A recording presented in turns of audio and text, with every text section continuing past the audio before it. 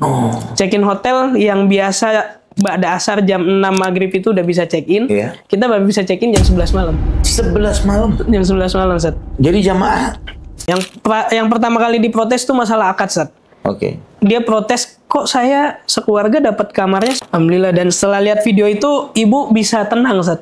Tapi 2 hari di Madinah Ana nggak diajak ngomong. Ana dapat di rombongan Ana, Ustaz, suami istri. Tapi qadarullah istrinya nggak mau ngakui suaminya. Udah mas, nggak apa-apa, biarin aja, udah bisa sendiri kok gitu. Gitu ya, biarin suaminya hilang gitu. Menurut antum terhadap sejumlah travel yang tidak menyertakan tour leader dalam travel tersebut, bahkan merangkapkan misalnya ustaz pembimbing juga sebagai tour leader, bagaimana dari sudut pandang antum tentang hal ini?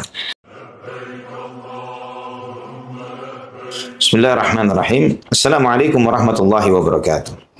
Alhamdulillah wassalatu wassalamu ala Rasulillah wa ala alihi wa sahbihi wa man wala. Ikhwatal iman rahimani wa rahimakumullah. Di antara hal yang terindah dialami oleh setiap muslim, di antara hal yang menjadi, jangankan menjalaninya, memimpikannya saja sudah menjadi sesuatu yang sangat luar biasa, yaitu perjalanan umrah dan haji. Betapa misalnya sebagian kita melihat rekaman sholat di Masjidil Haram, di Masjid Nabawi, mendengar qiraah dari salah seorang dari imam-imam Masjidil Haram dan Nabawi, itu membuat kita ini langsung seperti pindah tempat. Ya, seakan-akan semua vibes dan suasana kita rasakan kembali, kita mencium baunya, kita seakan-akan seperti itu. Dan itu memberikan kisah-kisah yang sangat subjektif bagi masing-masing kita di dalam pengalaman-pengalaman kita di dalam menjalankan ibadah umrah dan haji. Nah, insya Allah pada segmen Cari Kisah pada kesempatan kali ini, ya, insya Allah tamu kita Rifki Ghifari, hafizakallah. Alhamdulillah. Alhamdulillah. Ya, masya Allah beliau MC yang selalu hadir di banyak event dan momen, masya Allah. Alhamdulillah, Zat. Ini makanya sebelum dilanjut, Zat, boleh tukeran aja nggak, Zat? Biar Ana yang jadi hostnya, Zat. Jangan. Jangan ya. Iya. Oke, kalau antum sudah terlalu ahli di bidang itu, boleh lah sharing-sharing dikit ilmu supaya Anda juga belajar ini. Ana sekali waktu pernah dengan dikasih solusi ya dengan Derry. Begitu, Ana coba boleh deh. Satu sesi Ana yang belajar jadi host deh gitu kan. Kok antum nanya-nanya terus kok enak gitu.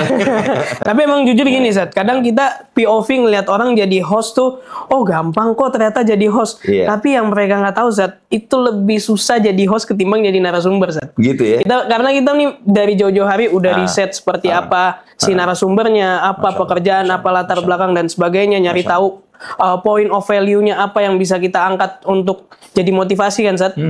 Itu yang kadang orang nggak pikirin proses di balik itunya, Zat. Jadi ngelihatnya pas tag video ini segala macam, gampang jadi host gitu doang. Padahal tuh nggak segampang itu tuh. Antum jadi punya podcast ya? Alhamdulillah ada, Zat. Bukan podcast Ana sih sebenarnya. Ana lagi bantu yayasannya Ustadz Abdurrahman Zahir, Zat. Oh, begitu. Antum sebagai apa di situ? Ana sebagai host podcastnya, Zat. Maksudnya jadi hostnya di situ. Betul, Zat. Nah, sebagai misalnya, ketika antum diagendakan untuk men-take salah satu narsum tertentu gitu ya. Antum ada titik tekan tertentu terkait dengan latar belakang narsum antum atau bebas atau bagaimana? Sebenarnya sih kalau Ana pribadi, Zat, Ana lebih ngelihat si backgroundnya aja sih, Zat. Jadi kita tahu nih ketika narasumbernya misalkan antum nih, Zat. Selain sebagai seorang ustadz dan sebagai seorang dai, apa nih sisi menarik dari Ustadz Ali Hasan Bawazir yang bisa kita kulik dan di-share ke teman-teman gitu sih, Zat. Masya Allah. Terus persiapan yang lainnya? Persiapan yang lainnya paling pendalaman materi, terus kita nyari referensi-referensi, riset-riset di internet. Apalagi sekarang kan udah lebih mudah, Zat. Ada ChatGPT, Zat. Masya Allah, teman setia di dalam diskusi. Teman setia di dalam diskusi, betul, Zat. Dan tidak bakhil ilmu gitu. Itu dia. Oke, Rifki, antum latar belakang itu boleh cerita nggak? Latar belakang sih Ana sebenarnya sebagai host, Ustadz. Yang pasti, Ana tuh mulai berkecimpung di dunia public speaking ini sebenarnya dari kuliah, Ustadz. Kuliah nih Ana lebih banyak jujur lebih banyak di luar kelas daripada dalam kelas, Sat. Ini mungkin bukan buat maksud untuk bongkar aib, Sat, ya, tapi untuk supaya bisa diambil pelajarannya. Ana ikut di banyak organisasi waktu kuliah yang mana memaksa akhirnya Ana harus bisa public speaking. Di situ, Sat, alhamdulillah Ana dapat pengalaman ikut di forum-forum baik kampus nasional. Itu Ana alhamdulillah dapat pengalamannya dari situ, Sat, dan itulah yang melatih juga. Sama Ana sempat ikut juga beberapa kali di aksi-aksi demonstrasi, Sat. Oh, hampir Ana tanya ini. Ana kuliah di mana lu? Ana di Telkom Bandung, Sat. Di Telkom Bandung. Jadi antum sering juga di atas orasi di atas kendaraan terbuka begitu ya? Alhamdulillah beberapa kali pernah, Sat. Ana pernah merasakan bagaimana vibes-vibesnya itu, Sat. Begitu ya? Betul. Ketembak gas air mata nggak? Alhamdulillah belum, Sat. Oh, iya gitu belum ya? pernah. Jangan sampai. Jangan sampai, Sat. Apa masih sekarang masih demo atau gimana? Sekarang udah enggak, Sat. Udah enggak. Apa pelajaran yang antum ambil dari pengalaman itu ya? Pengalaman bahwa ikut aksi bersama para mahasiswa untuk menyuarakan suara rakyat di tempat terbuka seperti itu. Apa pengalaman positif negatif yang pernah antum merasakan dalam hal itu? Positifnya sih pasti kita dapat banyak relasi, Sat. Karena nggak bisa dipungkiri banyak juga tokoh-tokoh publik yang hari ini lahir itu berawal dari jalanan, Sat. Jadi teman-teman yang Ana yang pernah waktu itu demo bareng, Sat. Sekarang alhamdulillah udah ada beberapa yang duduk di kursi DPRD, Sat. Jadi kemarin antum mendemo anggota dewan, sekarang jadi anggota dewannya, anggota dewan begitu ya? Apa itu caranya begitu? Mungkin salah satunya begitu, Sat. Karena ya mungkin ini kalau kita bahas terlalu jauh. Silakan, Karena memang salah satu fungsinya mahasiswa itu nggak selamanya harus turun ke jalan untuk nyampein aspirasi. Makanya kadang untuk kita deket sama beberapa pejabat, kita ikut sama mereka, itu juga salah satu hal poin penting, Sat. Karena dengan begitu aspirasi sebetulnya akan lebih mudah tersampaikan. Karena yang ya maksudnya terlepas dari larangan demo itu sendiri, Sat, ya. Iya, betul. Cuman kan memang teman-teman nih qadarullah berpikirnya nyampein aspirasi harus di jalan. Tapi kan kalau kita lihat lebih banyak mudorotnya ternyata, Sat. Dan Ana juga baru sadari itu ketika Ana alhamdulillah Allah kasih kesempatan untuk belajar agama lebih jauh. Barakallahu fiik. Alhamdulillah. Jadi sudah tidak seperti itu, dan alhamdulillahnya lagi teman-teman demo antum sekarang sudah jadi anggota dewan. Udah jadi anggota jadi dewan. Antum tidak harus demo untuk nasihatin. Betul, Sat. Tinggal telepon. Tinggal telepon, WA, chat, ya kan? Sampaikan kenyataan-kenyataan apa yang harus mereka perbaiki. Dan insya Allah langsung direct masuk ke mereka. Langsung, Sat. Itu pengalaman anak pribadi juga yang sama. Jadi anak dulu, jadi ketika di era reformasi, banyak teman-teman yang kemudian mengajak untuk ikut bermain ya di dunia politik. Cuman dakwah ini begitu luasnya, sehingga seorang dai itu jangan berjubah dengan jubah-jubah politik. Ya, karena dai itu, anak sendiri belajar dari Pak M. Natsir rahimahullah. Ya, beliau sebagai seorang politikus sudah sampai kepada pucuk pimpinan politik. Ya, beliau bahkan menjadi seorang perdana menteri di negeri kita, begitu ya. Perdana menteri pertama di negeri kita adalah Muhammad Natsir dengan masyuminya, dan sangat luar biasa, orang yang sangat disegani oleh dalam dan luar negeri. Ketika peran politiknya dilucuti, beliau tidak lagi berpolitik, beliau switch ke dunia dakwah. Masya Allah. Ke dunia dakwah dengan berdirinya Dewan Dakwah Indonesia, Islam Indonesia. Subhanallah, Dewan Dakwah ini Ana sering Ana jadikan sebagai pembelajaran buat diri Ana pribadi, dan diskusi dengan para teman-teman dai yang asik meramaikan dunia politik dengan dakwah, dengan politiknya, bukan dengan dakwahnya. Ana sampaikan kepada mereka, afwan ya Ustadz Fulan, antum melihat Pak Muhammad Natsir rahimahullah sebagai seorang politikus dan sebagai seorang dai, keberkahan yang mana yang masih bisa kita rasakan sampai sekarang? Jujur dijawab dari hati sendiri. Kalau kita merasakan keberkahan beliau sebagai seorang dai, itulah yang kita rasakan.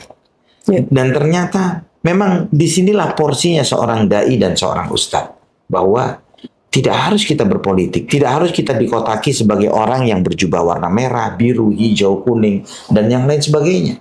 Orangnya apapun itu. Ya, cukuplah kita ini sebagai milik umat, maka tetap posisi kita. Ketika ada porsi di mana ada kesempatan kita bisa memberi nasihat kepada yang bersangkutan, alhamdulillah dengan cara seperti ini teman-teman yang mengajak otomatis mereka duduk, entah itu di partai A, partai B, partai C, sejumlah partai-partai yang ada. Dan kedekatan persahabatan Ana dengan mereka tidak tertutup dengan Anda tetap di posisi Ana sebagai seorang dai. Maka ketika ada hal-hal yang menurut Ana ini fatal banget nih, ini kok tidak ada tindakan dari pemerintah kita misalnya, maka Ana direct kontak ke teman-teman tersebut. Ya akhi, ittaqillah, takut kamu kepada Allah. Antum diberikan posisi di mana antum kemarin mengatakan mereka ini tauhid, dan lain sebagainya. Antum demo, antum memusuhi, antum benci, dan sekarang antum duduk di dalam jajaran mereka. Jangan menjadi pengganti tauhid. Jadilah orang yang di posisi yang terbaik di dalam kepemerintahan, bahwa antum diberi amanah oleh Allah Subhanahu wa taala yang akan dihisab. Nah, alhamdulillah, walaupun ana tidak tahu apakah itu nasihat sampai ke mereka dan mereka beraksi bertindak dengan itu atau tidak, tapi yang penting nasihat tersampaikan. Betul, Ustaz. Ya kan? Itu subhanallah posisi yang menurut ana kita syukuri kepada Allah Subhanahu wa taala bahwa amanah itu, bahkan ana pernah sekali waktu diundang oleh Pak waktu itu Ketua Mahkamah Konstitusi, masih Pak Patrialis, hafizahullah, dipanggil ke kantor beliau dan beliau meminta saran-saran tertentu terkait dengan beberapa undang-undang dan hukum di saat beliau masih menjabat. Beliau bertanya, dan Anda ingat banget, Masya Allah, di ruangan beliau itu beliau mencatat beberapa poin-poin yang Anda sampaikan terkait dengan aturan, dasar, hukum, dan syariat dan lain sebagainya. Yang Anda sampaikan terkait dengan bahwa terkadang membuat undang-undang itu menjadi ranah yang menurut sebagian ikhwah, sebagian orang yang ngaji agama, itu peran seorang tauhid, ya. Membuat undang-undang itu kan haknya Allah. Tanpa mereka sadari bahwa hukum itu ada yang diistilahkan oleh para ulama sebagai al-hukmul muawwal. Jadi hukum yang memang konteksnya sifatnya ijtihadiyah. Ya, permasalahan-permasalahan baru di masyarakat yang memang harus diambil ijtihad hukum di sana. Di dalam hal ini, ya jelas diserahkan kepada orang-orang berilmu, para ulama dan pemerintah untuk mengambil kebijakan yang seperti itu. Alhamdulillah, antum dengan peran antum sekarang, teman-teman antum bisa menjadi sumber aspirasi antum dan bagaimana meluruskan masyarakat. Dan memang ana rasa juga, maksudnya kayak kita lihat saat kalau misalkan ada demo gitu kan, akhirnya impact yang negatif dalam tanda kutip itu akan jadi lebih banyak. Betul. Makanya dengan cara seperti itu kita nyampein aspirasi akan lebih damai dan lebih tentram, dan mungkin aspirasi kita akan langsung dikerjain, dieksekusi sama teman-teman kita yang duduk di kursi itu. Masya Allah, Masya Allah. Memang suara itu akan lebih didengarkan ketika dalam suasana yang cool, yang santun, yang damai, ketimbang dengan suara teriakan, apalagi ledakan. Betul, Ustaz. Gitu ya? Itu, Ustaz. Allah barik. Nah, ini balik ke urusan umroh. Cerita antum, Rifki, terkait dengan umroh. Pertama kali antum bagaimana ceritanya? Ana tuh umroh pertama kali di 2024, Ustaz. Di bulan November. Ana waktu itu berangkat sama Ustadz Abdurrahman Zahir dan Kang Reda Samudra yang jadi TL-nya. Singkat cerita, saat Ana sebelum berangkat, Ana WhatsApp ke Kang Reda. Kang, tolong ajarin gue mau jadi TL.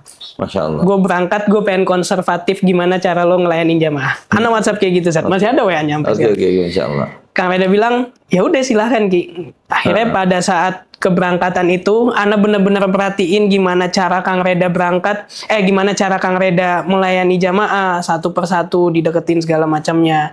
Dan di situ juga alhamdulillah pada saat pulang ada doa Ana yang langsung dikabulin dan Allah kasih, Set. Masya Allah. Pada saat itu juga. Nah, namun sebelum Ana ceritain itu, Ana pengen cerita umroh pertama kali ini di luar dugaan Ana, Sat.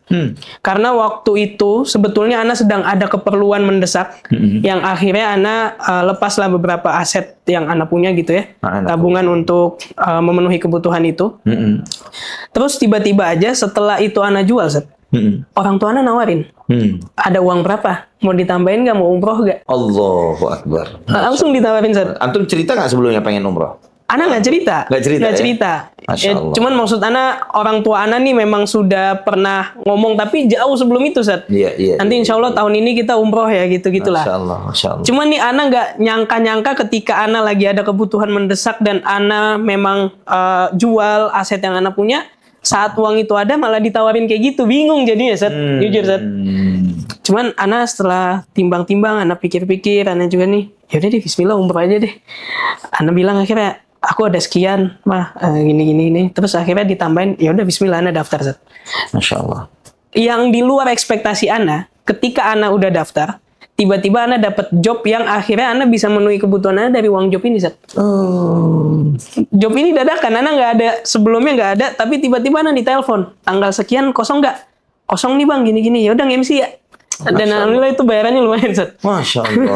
Alhamdulillah. Makanya dari situ Ana belajar, oh ternyata kalau misalkan kita lebih mementingkan sesuatu yang memang udah lama kita cita-citakan dan itu tujuannya akhirat, insya Allah akan Allah kan memang hadisnya juga begitu. Allah mudahkan. Barang siapa yang akhirat menjadi fokus dan cita-citanya, maka natil akhiratu hammahu ja'alallahu ghinahu fi qalbihi wa jama'alahu syamlah wa ya'tihi ilaihi dunya wa hiya raghimah. Barang siapa yang menjadikan akhirat sebagai fokus dan tujuannya, maka Allah akan tanamkan kecukupan dan kekayaan itu di dalam hatinya, dan Allah akan kumpulkan yang berserakan dari rizkinya, dan dunia akan datang kepadanya dalam keadaan hina. Insyaallah. Allahu Akbar.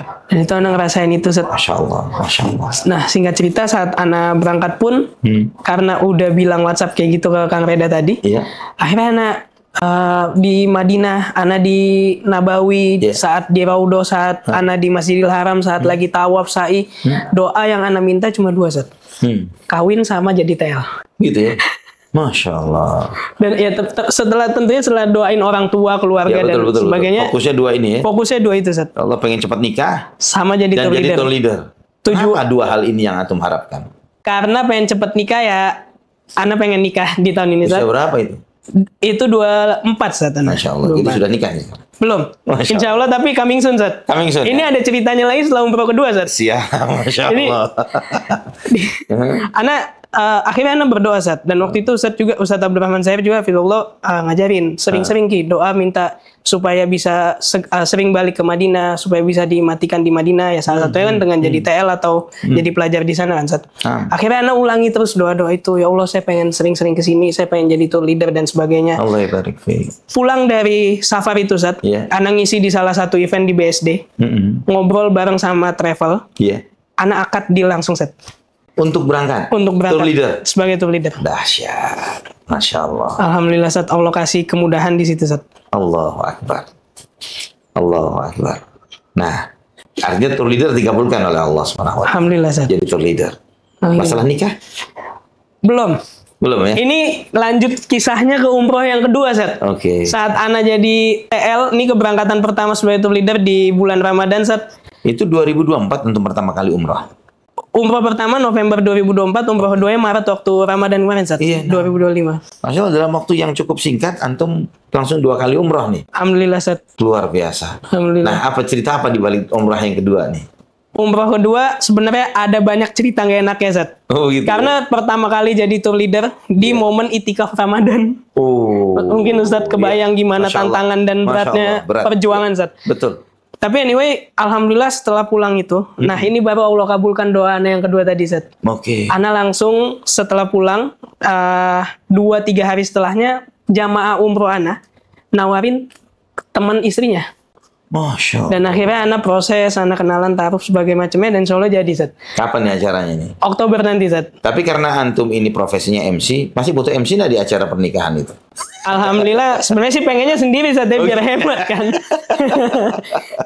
Yang pengantinnya yang jadi MC. Biar pengantinnya yang jadi MC itu, Zat. Ya setelah dipikir-pikir kayak janganlah, Zat. Janganlah. Nanti fokus antum terpecah. Betul, Zat. Masya Allah, tabarakallah. Jadi bulan apa insya Allah nikah nih? Oktober, Zat. Oktober, wafakakallah. Semoga Allah mudahkan. Amin, amin, Allahumma amin, Zat. Insya Allah pernikahan yang diberkahi oleh Allah. Amin. Dan segera diberi keturunan yang saleh dan saleh. Allahumma amin, insya Allah. Ya, dan jadi keluarga antum sempurna nih. Tour leader dan sekali waktu. Tapi ini sebagai tour leader, kebayang nggak? Antum berangkat umroh sebagai seorang tour leader, kemudian bawa istri. Belum kebayang, Zat. Iya, itu kayaknya nggak gampang. Ana belum ngebayangin itu, tapi Ana tahu itu sulit, Zat. Nggak gampang. Ya, karena kepentingan satu ini mengalahkan kepentingan serombongan jamaah. Betul, Zat. Betul. Itu dia, Zat. Kadang kita sendiri aja udah puyeng, Zat. Gitu ya. Beneran deh. Ini apalagi Ana ada cerita waktu Ramadan kemarin, Zat. Yang Ana berangkat sebagai tour leader. Aku bilang banyak masalah itu. Banyak masalah, Zat. Qadarullah. Jadi, sebenarnya pertemuan pertama dengan jamaah tuh alhamdulillah lancar semuanya, Zat. Iya. Cuman ketika sampai di kota Madinah, karena kita itinerary landing langsung ke Madinah, check-in hotelnya telat, Zat. Check-in hotel yang biasa ba'da asar jam 6 maghrib itu udah bisa check in. Iya. Kita baru bisa check in jam 11 malam. 11 malam. Jam 11 malam, Ustaz. Jadi jamaah Akhirnya Bentar nih. anak kumpulin jamaah dulu semuanya, barang anak amanin, anak minta tolong tim handling yang jagain dan urus gimana caranya supaya bisa check in. Jamaah anak ajak, yaudah yuk jamaah kita ke masjid. Anak ajak, akhirnya anak Ramadan nih. Ramadan, Sat. Kan kalau di sana kan juga bukaan insya Allah aman, Sat, ya. Iya. Kalau itu anak ajak buka di masjid, sekalian anak ajak setelah sholat maghrib sambil nunggu isya dan taraweh karena lumayan panjang jaraknya. Ya. Anak ajak touring ke Nabawi, Sat. Supaya jamaah nggak ngerasa bosen, Sat. Karena kalau didiemin bahaya nanti. Kelelahan itu gimana? Kelelahan selama perjalanan jet lag mungkin yang masih dari Pasti, pesawat Sat. 1-2 ada yang ngomel, Sat. Gitu ya. Tapi ya itu balik lagi karena memang kondisinya qadarullah sudah seperti itu, jadi mau nggak mau harus kita hadapi, Sat, sebagai tour leader. Masya Allah. Antisipasi dari pihak travel? Antisipasi dari pihak travel karena sebenarnya kita udah bisa check in, Sat. Kunci ini harusnya udah bisa dapat kita. Oke. Karena qadarullah brokernya bermain. Akhirnya pihak travel setelah nego-nego dan broker nggak bisa ngasih solusi juga, akhirnya owner kita Mas Abdurrahman langsung transfer, kita bayar lagi nambah. Baru kuncinya turun, Sat, jam 11. Anakumullah, subhanallah. Ini kadang banyak hal yang seringkali tidak diketahui oleh jamaah ya. Betul, Ustaz. Namun terkadang di balik layar keberangkatan itu, kemulusan keberangkatan ini sejumlah problem ya. Pasti ada, Anda Ustaz. pernah mengalami hal yang seperti itu juga. Dan alhamdulillah ya koordinasi semua tim yang ada, para dai, para ustadznya, termasuk juga pihak travel. Seringkali biasanya Anda mengarahkan untuk coba deh cari tempat makan yang bisa menampung mereka.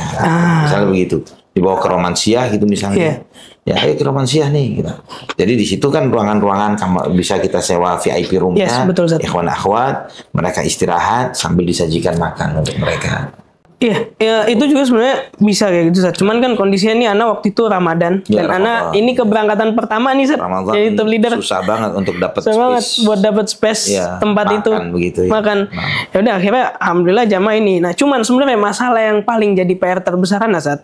Ada salah satu jamaah ini termasuk orang dekat Ana juga, kerabat, keluarga. Dia bayar dengan harga yang maksudnya dia pengen upgrade hotel nih, Sat. Iya. Dari Dari hotel normalnya di Movenpick dia pengen upgrade ke Hilton. Oke. Tapi qadarullah upgrade-nya ini karena si owner tahu ini kerabat dan keluarga Ana, akhirnya dikasih harga spesial diskon. Nah, pada saat hari H, pada saat kita di Madinah itu, jamaah yang lain tadi telat check-in hotelnya. Beliaunya dapat Hilton. Beliaunya nggak dapat Hilton, Sah. Nggak dapat? Nggak dapat. Astaga. Karena pihak travel itu sebenarnya udah nitipin ke tim handling, Sat, dengan budget sekian. Iya. Tapi pada saat nyampe ke resepsionis dikasih harga 7.500 US dollars per malam, Sat. Yang which is itu kalau dipaksain tetap di situ, opsinya 2. Travelnya nombok banyak atau jamaahnya nambah. Iya. Nambah nggak mau, travel juga nggak mau nombok. Iya, betul. Akhirnya ya udah tetap di Movenpick. Karena nambahnya nih nambah yang nggak, karena Ana Iya, tahu lompatnya ngaco. Sat. Iya. Dan yang kedua juga kan ini keluarga Ana. Akhirnya dikasih sama owner nih dikasih harga diskon spesial. Nah, di sini pihak travel nggak bisa kita salahkan sepenuhnya. Di luar ekspektasi mereka harga itu Betul. lompat sebegitunya ya. Betul. Ana sih alhamdulillah bisa menenangkan keluarga Ana ini, Sat. Cuman tim handling nih yang kasihan dimaki-maki, Sat. Allahu Akbar. Subhanallah. Antum sendiri mengatasi itu gimana? Kan itu rombongan antum nih. Rombongan Ana. Iya. Akhirnya setelah pada saat selesai taraweh, jamaah yang lain Ana serahkan ke tim handling, biar tim handling yang ngatasin karena ini satu kan mesti special treatment, Sat. Iya. Ana samperin ke Movenpick ke lobby, Ana ajak ngobrol, baik-baik segala macamnya. Iya. Alhamdulillah setelah kita cukup lama diskusi, telepon Jakarta koordinasi dan sebagainya, alhamdulillah akhirnya mau untuk di Movenpick, Sat. Alhamdulillah mau beliau. Alhamdulillah mau, meskipun awalnya sama sekali nggak mau, Sat. Gitu ya. Dan setelah itu, Ana minta ke travel. Ini karena memang kita sudah terlanjur janjiin, ya udah gimana solusinya sebagai permintaan maaf supaya jamaah nggak kecewa nih, Sat. Iya. Alhamdulillah, travel mau ngasih beberapa complimentary yang jadi special treatment, kayak kita upgrade tiket kereta cepatnya, terus kita ajak makan di Juraif waktu itu, Sat. Alhamdulillah dengan itu pada saat di Mekahnya, kepuasan itu tetap dirasain Ustaz. Alhamdulillah. Itikaf ya? Itikaf. Berapa hari loh? Total sama perjalanan 20 hari Ustaz. 20 hari. Gimana pengalaman antum selama 20 hari di perjalanan ini? Ini alhamdulillah Ustaz. Madinah ujiannya terbanyak di Madinah sebenarnya Ustaz. Satu yang check-in hotel itu, yang kedua nih kondisi raudhah kan Ustaz, juga tahu Ustaz ya. Betul. Nggak bisa semua kita paksain masuk ke raudhah. Betul. Akhirnya hanya ada beberapa jamaah yang dapat akses itu. Iya. Yang sebagiannya inilah yang protes. Tidak dapat raudhah. Nggak dapat raudhah sama sekali. Bisa jadi itu umroh pertama kali dan sekali-sekalinya bagi mereka. Betul Ustaz. Dan qadarullah ana juga ngalamin ada satu jamaah yang memang umroh pertama, dia pengen ajak keluarganya untuk masuk raudhah. Nggak dapat raudhah, alhasil semua orang disalahin. Ya, cuman balik lagi Sat, itu ujiannya yang mungkin nanti Anda minta nasihatnya juga Sat. Gimana Sat? Kita nih supaya bisa tetap sabar Sat. Karena kan jamaah nih beda-beda nih komplainnya segala macam Sat. Pertanyaan Ana itu bagaimana Antum menghandling itu? Ana coba tenangkan dulu Sat. Dengan cara? Dengan Ana ajak ngobrol. Iya. Ana ajak ngobrol di hotel waktu itu. Kita lihat dulu solusinya. Yang pertama kali diprotes tuh masalah akad Sat. Oke. Dia protes, kok saya sekeluarga dapat kamarnya 9 orang. Sedangkan saya bayar yang paket ini dengan harga sekian. Oke. Saya telepon travel. Ini ada perjanjian apa sama ibu ini? Oke. Nggak ada kok, gini kita tetap sesuai flyer. Dan memang di flyer itu ditulis Sat, untuk paket yang termurahnya 7-9 orang per kamar. Jadi di sini terbantah travel nggak salah. Yeah. Ana tunjukin ibu, mohon maaf, mungkin ini ibu bisa cek lagi perjanjian ibu sama pihak travel, karena kalau sesuai flyer ini memang sudah disampaikan 7-9 orang ibu. Jadi di sini kami mohon pengertiannya dan mungkin mohon kesabarannya. Oke, clear Sat. Yang di situ Sat. Protes lagi, kok saya dapat kamarnya sama orang yang sakit? Wah, jujur Ana bingung di sini Sat. Gimana nih jawabnya? Akhirnya Ana coba. Sakit itu bukan dari keluarganya nih? Bukan dari keluarganya Sat. Orang lain yang sakit. Dan memang qadarullah jamaahnya mesti dipopong pakai kursi roda. Oh, bukan sakit yang menular, bukan? Bukan. Apa beban buat beliau apa nih? Nggak terima karena AC nggak bisa dingin. Oh, karena yang bersangkutan tidak bisa nggak kuat dingin. Oke. Akhirnya, gimana ya? Ana bingung nih. Ana coba akhirnya coba lempar bola itu ke Mutawif Sat. Karena jujur Ana baru pertama kali nih ngadepin kondisi ini. Akhirnya Mutawif Ana yang menjelaskan.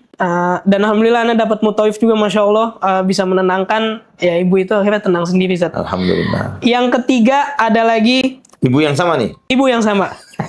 Ini baru masuk ke masalah raudhah Sat. Masya Allah. Kita dibilang travel penipu, kita dibilang nggak mengayomi jamaah dan sebagainya macamnya.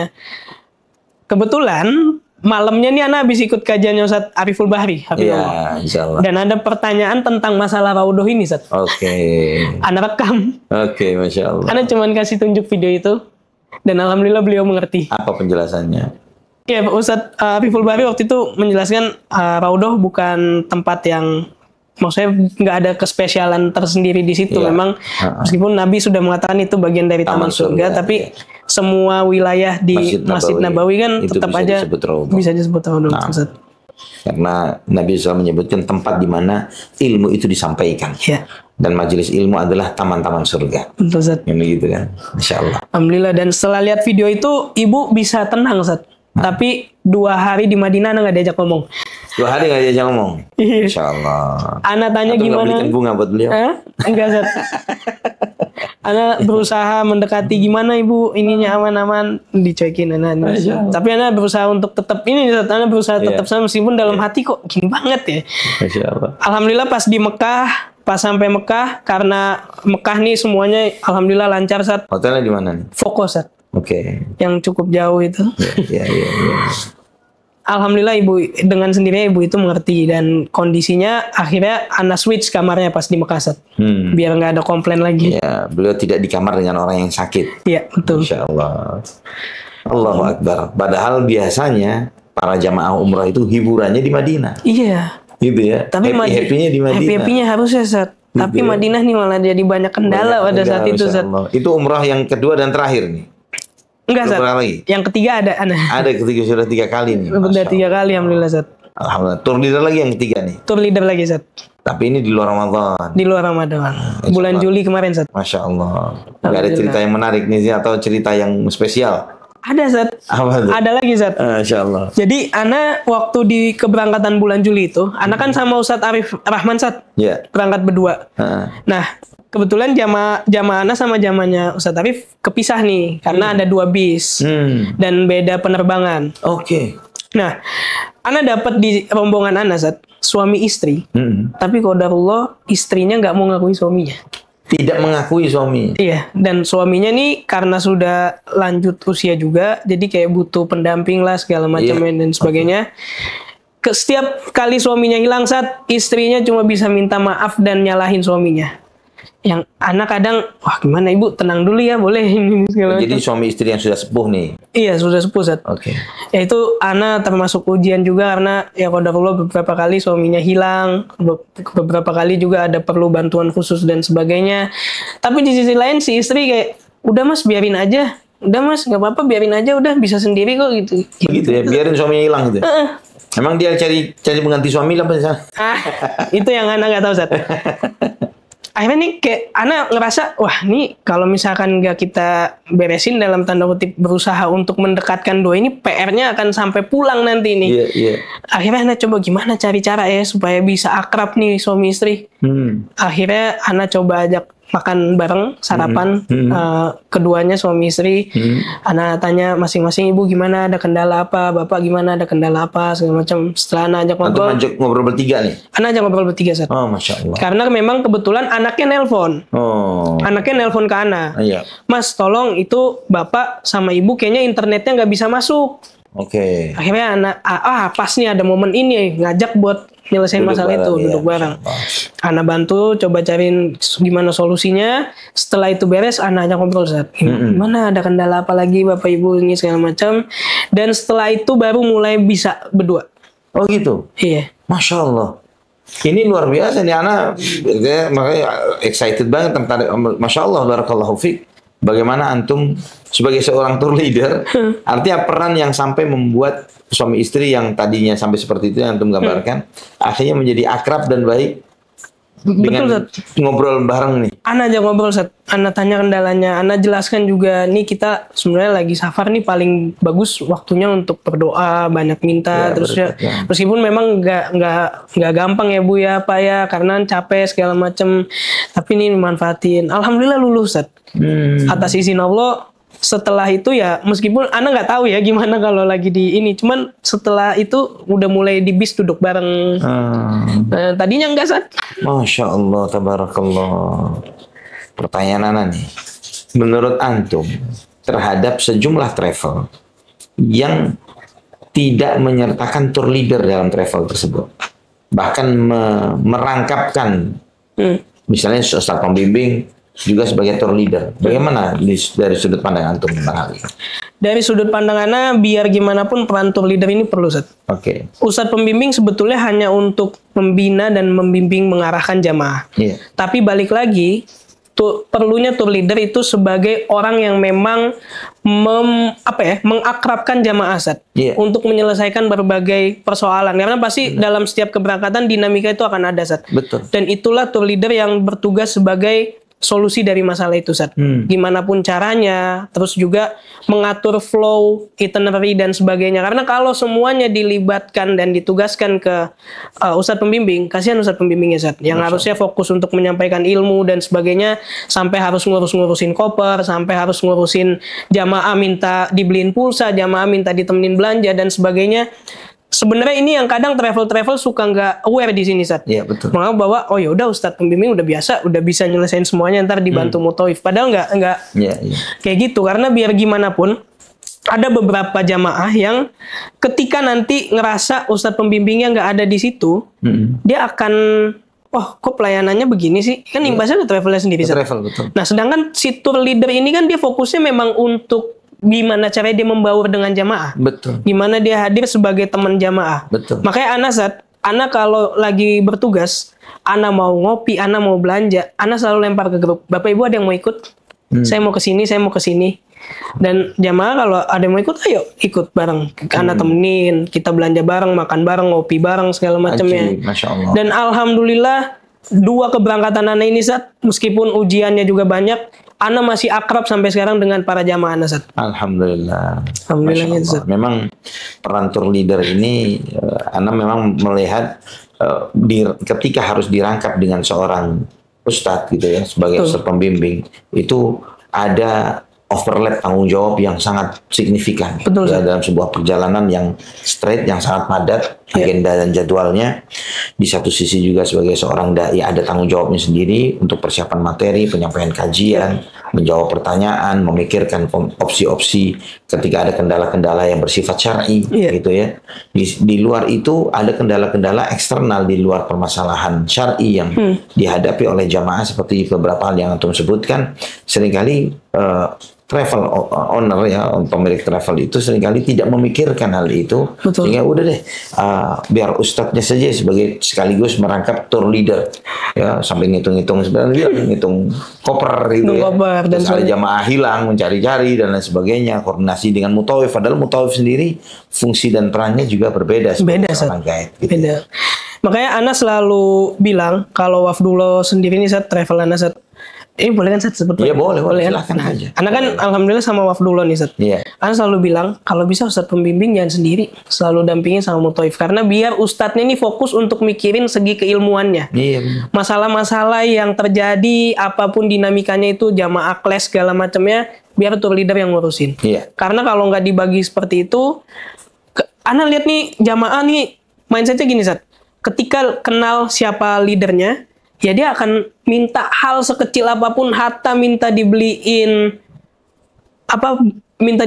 kurma, dia pasti akan minta tolong sama tour leadernya. Yes, betul. Nah, kalau tour leader ini nggak ada, nggak mungkin Ustadz yang mau jalan, Ustadz. Iya, benar. Iya, dan Ana pernah pengalaman di dalam salah satu perjalanan merangkap begitu. Masya Allah. Bayangkan, ya antaranya memang Ana memikirkan bagaimana menciptakan keakraban Ana sebagai tour leader, ya sebagai seorang tour leader, bukan sebagai seorang ustadz. Betul. Harusnya peran tour leader yang dalam hal ini. Ini nih, Ana sama ustadznya lagi mau ngopi nih. Ayo sama jamaah, ayo ngopi bareng, ngobrol bareng, nongkrong bareng. Tapi kemudian, ini Ana harus turun gunung nih. Begitu. Ini ustadznya nggak boleh di atas, turun gunung juga deh. Bagaimana juga memikirkan supaya kita tetap akrab, duduk, ngobrol. Apalagi di momen-momen yang seperti Ramadan gitu misalnya. Ramadan itu kan untuk menciptakan suasana kebersamaan itu nggak gampang. Betul, Ustaz. Nggak gampang karena kesibukan aktivitas ibadah, taraweh yang crowdednya jamaah dan terpencarnya dan lain sebagainya. Otomatis juga seringkali mendapatkan, yaitu seperti yang bilang, hotel-hotel yang tidak terlalu dekat dengan haram. Ya, jadi untuk menciptakan kebersamaan dengan jamaah itu menjadi sesuatu yang sangat mahal dan melelahkan. Betul, Ustaz. Masya Allah. Ana nih ada cerita lagi saat waktu Ana umroh di Ramadan kemarin. Ada satu hari ketika menjelang malam ganjil di malam 25 apa malam 27 Ana lupa, itu jalanan di depan hotel semuanya ditutup Ustaz. Otomatis shuttle gak bisa lewat dari pagi sampai sore. Oh, dan Antum dapat hotel jauh ya? Dan Ana dapat hotel jauh. Waktu itu kita mau berangkat, jadi Ana nih selalu memang dari awal Ana arahkan, Bapak Ibu kalau mau ke masjid dari zuhur ya, nanti keluarnya besok habis subuh. Nah, waktu itu mau berangkat sholat zuhur, qadarullah shuttle udah gak bisa. Dan ya jamaah protesnya pasti ke kita. Kok gini sih Mas? Kok jadi nggak ada sih Mas bisnya?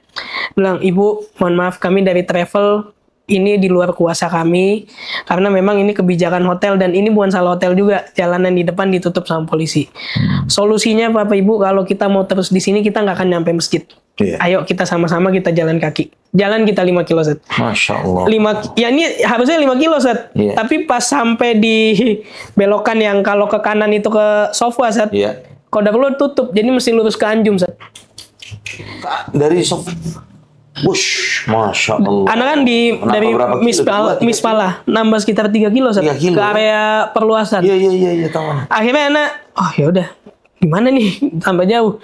Bapak Ibu, kita itikafnya di masjid yang baru aja, bareng-bareng kita duduk di situ. Akhirnya Ana ajak semua ke masjid baru, Ustaz. Di daerah Anjum. Di daerah Anjum itu. Ana masuk waktu itu lewat pintu berapa? Pokoknya tembusnya ke pintu 100 akhirnya, Ustaz. Nah, di situ pas jamaah udah kita spotnya di sini aja bareng-bareng, gak usah mencar-mencar segala macem. baru di situ bisa kelihatan tuh Ustadz, jamaah gimana caranya. Ini kan sebenarnya yang tadi Ustadz bilang juga, kalau ini Ustadz pembimbing lagi yang harus turun buat ngereda komplain-komplainan kayak gini, kasihan Ustadz pembimbingnya Ustadz. Dan inilah fungsi tour leader yang sesungguhnya. Makanya anak ketika bertugas juga Ustadz, anak berusaha tuh gimana caranya manggil jamaah bukan Pak Bu, tapi manggil namanya. Oh Pak Ali, gimana kabarnya, gimana, ayo Pak kita bareng-bareng ini. Jadi itu anak selalu berusaha nginget namanya satu persatu tuh Ustadz. Astagfirullah, Masya Allah. Karena dengan menurut anak servis yang ringan kayak gitu, yang kecil-kecil seperti itu yang bakal lebih berkesan Ustadz. Jamaah akan merasa secara psikologis, oh saya diinget nih, meskipun banyak nih saya diinget nih kayak gitu. Iya, Masya Allah, tabarakallah. Nah baliknya gimana nih setelah perjalanan sejauh itu? Dapat shuttle nggak? Dapat Ustadz, karena anak ajak sebelum subuh udah balik. Oh, kalau nggak bisa. Kelewat lagi. Masya Allah, luar biasa. Nah, antum sebagai seorang tour leader ini, ke depan masih akan terus berprofesi seperti itu. Insya Allah Ustadz. Semoga Allah mudahan. Karena dari sejumlah kemampuan skill sebagai seorang MC atau public speaker, antum berdoa secara spesifik kepada Allah Subhanahu Wa Taala untuk menjadi seorang tour leader. Kenapa begitu tuh? Pertama sebenarnya karena suka jalan-jalan. Oke. Ana suka traveling, Sat. Ana maksudnya kalau bisa pengen jalan-jalan, pengen yang gratis. Pengen gratis kemana ya? Wah kalau umroh seru juga nih. Terus ngelihat beberapa temen juga jadi tour leader. Terus ada Kang Reda tadi yang memang anak, Kang Reda asik juga nih umroh mulu setiap bulan gratis, bawa jamaah segala macam. Dari situ inspirasinya sebenarnya, Sat. Jadi Ana ngerasa kayak, oh yaudah deh, bismillah deh, kita coba nih jadi tour leader. Kita doa sama Allah, karena setelah Ana kan baca-baca juga, Sat. Setelah Ana baca-baca, kemampuan yang paling penting utamanya kan public speaking nih. Gimana caranya bisa kembangin topik sama jamaah, ngajak akrab dan sebagainya. Itu kan semua ada dalam public speaking dan alhamdulillah Allah kasih anak untuk menguasai itu, Sat. Masya Allah. Nah, ya udah Ana coba akhirnya mikir gimana ya jalannya. Oh, ternyata buat jadi tour leader tuh harus umroh dulu.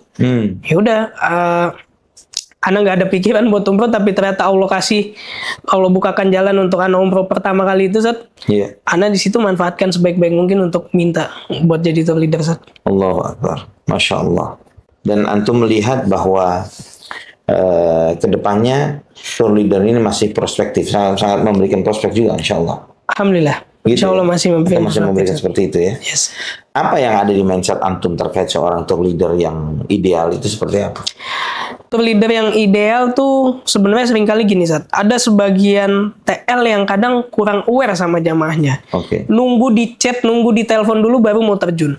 Nah, menurut Ana tour leader yang ideal itu punya kepekaan tinggi, Sat. Jadi ketika ngerasa kok kayaknya harusnya nih nggak ini nih, dia udah tahu harus apa dan dia tahu kapan waktunya menghubungi jamaah, Sat. Yang paling penting selalu pancing untuk aktif berkomunikasi di grup. Kadang jamaah itu mau nyampein komplain tapi malu, Sat. Mau nelpon kita nggak enak, mau ini kita nggak enak. Nah solusinya gimana? Gimana caranya kita tahu? Japri satu-satu, Sat. Ana selalu setiap hari japri satu-satu jamaah, Sat. Setiap hari? Setiap hari, Sat. Selama safar. Ana selalu japri. Gimana keadaannya? 2 bis gimana 2 bis? Alhamdulillah megang 1, Sat. Oh gitu ya. Kalau semuanya mungkin agak gempor juga. Betul. Alhamdulillah karena dibagi 2 tugasnya. Akhirnya Ana pegang 1 bis dan Ana selalu berusaha satu persatu setiap hari di waktu pagi Ana tanya jamaah Ana gimana kabarnya. Aman kondisinya segala macamnya. Dari situ, Sat. Itu yang menurut Ana jarang banget ada tour leader ataupun mutawif yang sepeka itu sama jamaahnya. Karena kadang nih jamaah, kayak waktu Ana jadi jamaah, Sat, Ana ngerasa kok, mau nyari ini tapi kalau minta temenin kayaknya nggak enak deh. Ya udah deh jalan sendiri ya. Coba nyari sendiri. Untung jalan sendiri kita tahu. Nah kalau misalkan yang nggak tahu, ya akhirnya tersesat dan sebagainya. Makanya Ana selalu berusaha sebisa mungkin gimana caranya jamaah nggak malu, dan nggak ada rasa nggak enakan itu, ya solusinya dengan kita berusaha japri, Sat.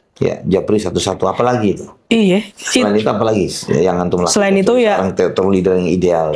Ana berusaha hadir di setiap momen, Sat. Pada saat sarapan, Ana kalau sarapan kan misalkan biasa jam 7 sampai jam 10, Sat ya. Ana selalu hadir di jam 8 sampai jam 10-nya. Jadi benar-benar Ana tungguin sampai jamaah udah turun semua, udah ini baru Ana tinggal restoran. Oh, Masya Allah. Sampai close? Sampai close, Sat. Karena makan siang makan malam begitu. Makan siang makan malam mungkin Ana jarang Zat. Kalau di makan siang makan malam banyak kan pengen jajan juga Zat. Cuman Ana selalu berusaha di waktu pagi itu minimal membersamai dalam sehari ini kita ada satu momen yang selalu kelihatan bersama sama jamaah. Masya Allah. Nah, untuk sebagai seorang tour leader yang ideal seperti itu, mungkin apa persiapannya atau skill atau kemampuan atau mungkin antum punya suatu SOP spesifik atau framework tertentu yang bisa antum manfaatkan untuk idealnya itu hal-hal ini harus ada, ini harus bisa dilakukan dan bukan bisa, harus dilakukan. Yang harus dilakukan itu mau capek Set. Mau capek. Karena sebenarnya skill seorang tour leader ya selain punya approaching yang bagus, public speaking itu kan udah general Set ya. Iya, betul. Cuman satu ini nih, skill mau capek itu yang jarang orang punya Set. Iya. Karena ya memang nggak bisa dipungkiri. Kadang kita malam jamaah tidur kita masih bangun. Cuman disitulah poin di mana kita juga memberikan servis terbaik, good excellent service ke jamaah ketika memang kehadiran itu dirasakan sama jamaah Set. Dan buat sampai ke situ ya kita mau capek ngelayanin jamaah satu persatu. Kadang Ana pulang habis nganterin jamaah belanja, ketemu di lobi minta dianterin juga, nganterin lagi. Itu sih poinnya Set. Tapi alhamdulillah selama perjalanan tuh Ana nggak ada rasa capek. Apa memang karena Ana suka jalan juga atau gimana? Alhamdulillah Allah kasih kemudahan Set. Alhamdulillah. Dan sebenarnya kan buat yang kayak Japri itu tadi kan juga nggak perlu modal Set. Apa modal tour leader? Kuota dibayarin travel dan sebagainya, habis tinggal nelpon. Betul. Jadi ya sebenarnya kemauan aja sih Set. Masya Allah. Masya Allah. Ana pada kesempatan ini Masya Allah belajar banyak dari antum nih. Masya Allah. Ana juga perlu belajar Set. Luar biasa. Ikhwafillah rahimani wa rahimakumullah. Terkadang satu profesi pekerjaan yang seringkali bagi sebagian jamaah mungkin nilainya tidak terlalu dianggap gitu ya, tapi ternyata memberi peran penting besar. Bahkan seringkali pihak travel pun meng-underestimate sebagai seorang tour leader. Ya terkadang ya memang ini cuman ya memang ya ketentuannya secara umum harus ada begitu, ya diadain deh, siapa aja yang ada yang bisa gitu misalnya, atau tidak melihat skill spesifik yang dibutuhkan yang harus ada pada seorang tour leader. Padahal tour leader itu adalah perwakilan dari sebuah travel. Sehingga ketika Anda mau mempercayakan sebuah perjalanan itu, Anda sebagai seorang business owner, sebagai seorang pemilik travel, mempercayakan kepada seorang tour leader yang memiliki kapasitas yang layak dan cukup, maka di saat itu Antum telah membuat brand travel Antum menjadi cukup baik. Dan sebaliknya, ketika Antum asal-asalan di dalam hal ini, tidak mempedulikan akan hal itu, maka itu akan membuat banyak kekecewaan di hati jamaah. Dan sayangnya, ketika hal itu yang terjadi, bukan hanya nama travelnya, bahkan ustadznya pun akan ke bawah-bawah. Gitu kan ya. Jadi tour leader nih bukan cuma sekedar tugas sebagai pelayan Sat. Tapi di pundak kita nih kanan kiri, kanan nih nama travel, kiri nama ustadz. Jadi ketika wah gimana nih caranya ya, otomatis kita yang harus jadi spotlight untuk berusaha jamaah nih ketika lagi bete atau jamaahnya kurang merasa puas, gimana caranya kita puasin? Kita traktir, kita apa, itu kan hal-hal seperti itu yang bisa mengembalikan kepercayaan jamaah juga Sat. Benar.